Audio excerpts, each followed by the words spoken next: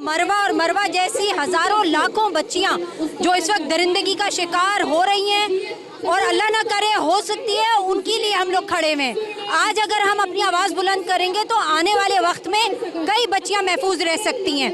बहुत ज़रूरी है औरत का औरत के लिए खड़ा होना। कातिलों को इबरतनाक सज़ा दी जाए जिसकी वजह से दूसरे जो है डरें, और ये इस्लामी शरीयत भी यही कहती है और कानून भी अब यही कहता है। मरवा जो कि 6 साल की बच्ची थी, वो इतनी बुरी तरह से बेदर्दी से उसके साथ जो ज्यादती हुई और उसके बाद उसको जला के उसकी लाश मिली है।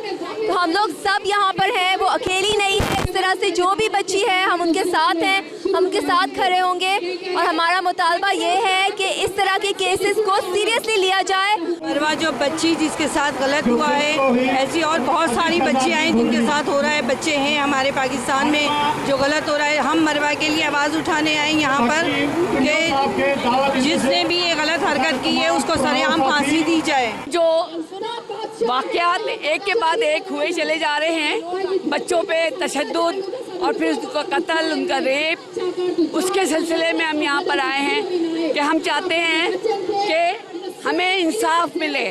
सिंध में हमें इंसाफ मिले। हम सिंध में रहते हैं तो सिंध की गवर्नमेंट से हमें अपील है कि हमें इंसाफ चाहिए। पुरजोर मजम्मत करते हैं कि इस मसले पे खुदारा गौर करें, हमारी माँओं पे रहम करें। हमारे बच्चे हैं, हम किस तरह इस मुल्क में बेसिक्योर किस तरह रह सकते हैं।